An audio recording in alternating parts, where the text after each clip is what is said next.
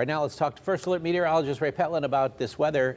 Not bad for trick-or-treaters, considering that there could have been more rain that is not really falling. No, and that was yesterday. The big dose of rain came there. We're looking at just some breezy conditions now. The wind gusts are starting to dial back even more so. 20 to 25 mile per hour gusts in Pittsburgh. 15 to 20 in Beaver Falls and 20 to 25 up towards Butler. So our wind gusts dialing back. So good news with that.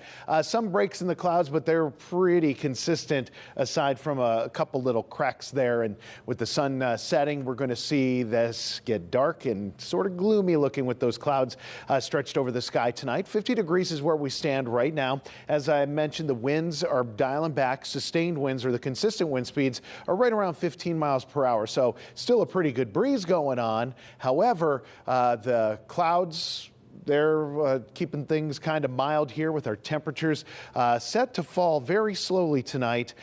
Between 8 and 11, we'll only drop a couple degrees. So it's a pretty nice setup as far as Halloween's go. Again, a couple spotty showers up to the north, a couple spotty ones down to the south, but anything that's out there is very, very light. So it's mostly clouds with a couple sprinkles thrown into the mix. Now, when we get into tomorrow, I think we're going to see more sunshine. I think a brighter setup. There will be a band that tries to set up with those winds blowing across the Great Lakes. Since the winds are cold and the lakes are still warm relatively, we're going to see that potential for a couple lake effect clouds and a lake effect sprinkles up to the north. But most of us are going to end up with a dry Saturday. Sunday, we turn on the clouds again. So it's clouds, tiny bit of sunshine, and we can't rule out a very isolated passing shower, but you can see here Futurecast is keeping things pretty dry, even from the start of the Steelers game till the finish of it and into the evening.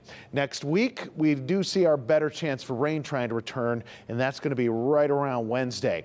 But lows tonight, in most cases, are going to fall into the upper 30s. It'll be a slow process getting there with the clouds that we have overhead. And then tomorrow, highs bounce back to the mid-50s, 55 Pittsburgh, 56 Katanning, Connellsville, and Greensburg, 57 Washington, Waynesburg, and Morgantown.